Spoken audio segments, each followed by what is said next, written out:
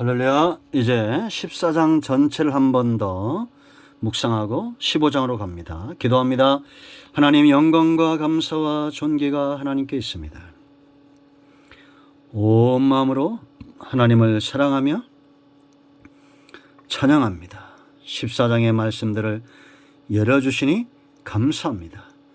정의 깨달았던 이 말씀들이 듣는 모든 죄 백성들에게 깨달아지게 하시고 구원의 확신과 삶에 대한 확신을 갖는 우리 모두가 되기를 원합니다.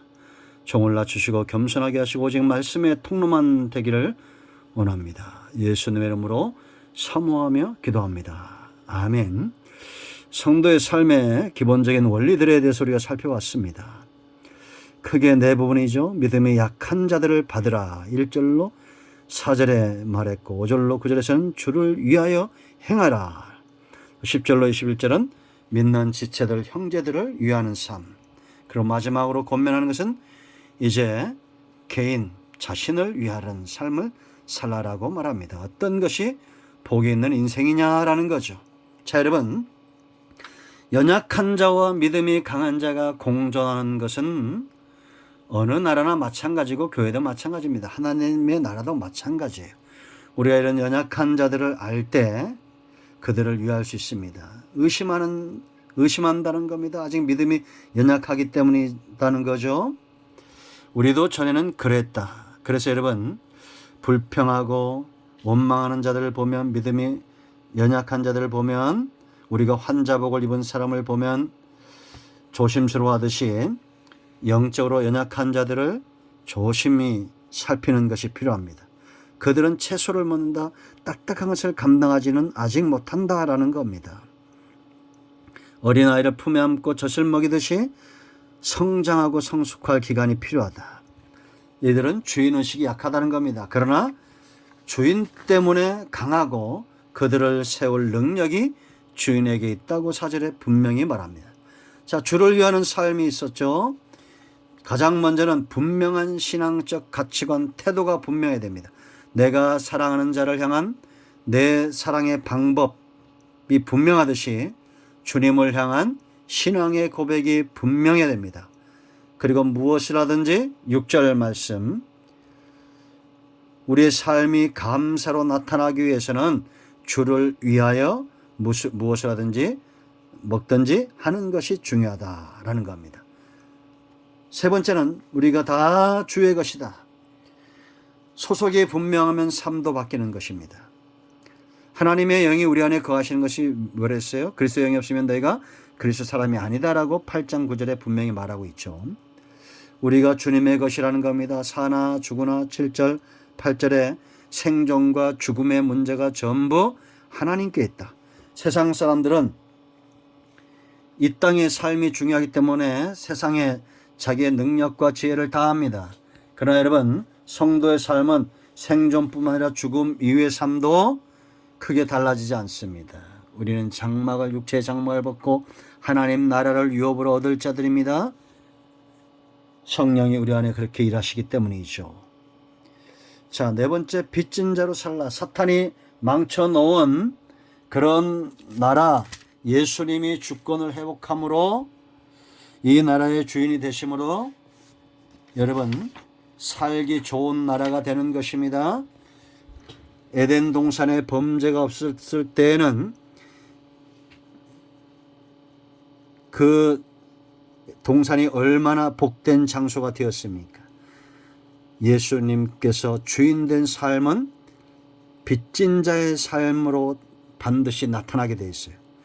예수님으로 인하여 죽었던 자들이 살아나고 새로운 세상, 이미 임한 하나님의 나라를 경험하는 놀라운 축복을 경험하게 된다라는 거죠. 자, 세 번째, 형제를 위하라. 10절로 21절입니다. 왜 우리가 형제를 위해야 됩니까? 첫 번째요, 형제이기 때문이다.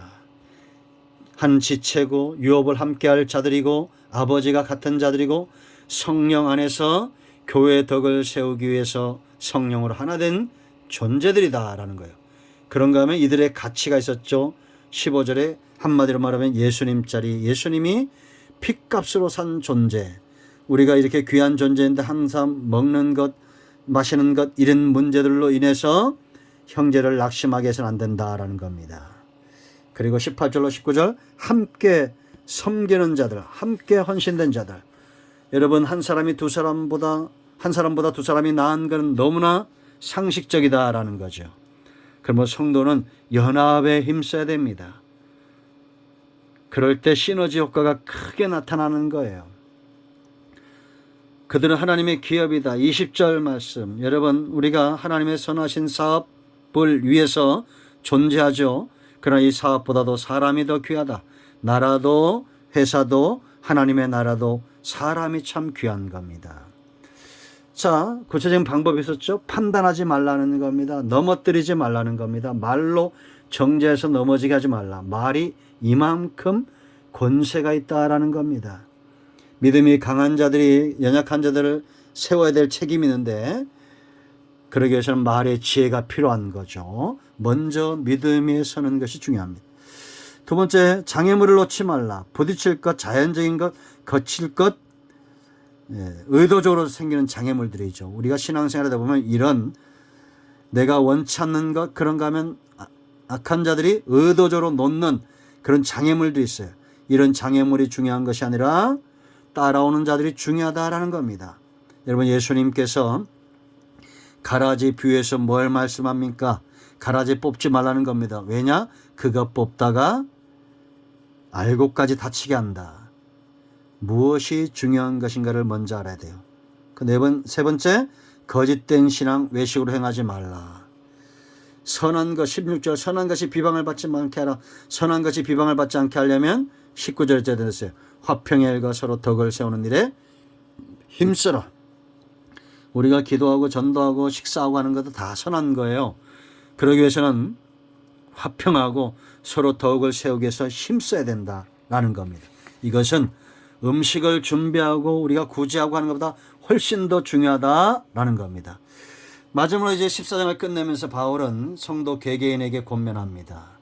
믿음으로 살라는 겁니다. 믿음으로 사는 자와 자기 주관으로 사는 자들이 있다는 거죠. 그들은 정죄에 빠지고 하나님의 복을 누릴 수 없죠. 그러나 믿음을 앞세우는 자들이 있어요. 이 믿음을 앞세우는 자들은 복이 있다라는 겁니다. 그러기 위해서 네게 있는 믿음을 가지고 하나님 앞에 스스로 있으라, 서 있으라라는 겁니다. 마치 주인 앞에 선 종처럼 주인이 말씀하심에 그 말씀대로 될 것을 믿는 종처럼 하나님 앞에 서 있는 자들이 되어야 된다라는 겁니다.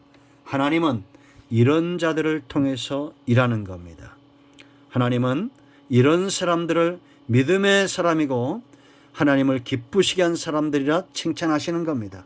믿음이 없이는 하나님을 기쁘시게 할 수 없다고 분명히 말하고 있죠. 그러므로 여러분, 저와 여러분 모두가 이런 삶의 원리에 답을 갖는 그런 우리가 되기를 원합니다. 14장을 통해서 이 삶의 원리에 대한 답을 찾았기를 원합니다. 우리 모두가 하나님 앞에서 사람 앞에서 분명한 신앙적 삶의 해답을 갖는 저와 여러분 되기를 축복합니다. 기도합니다. 하나님 감사합니다. 말씀하시고 은혜 주시고 응답 주신 하나님을 찬양합니다.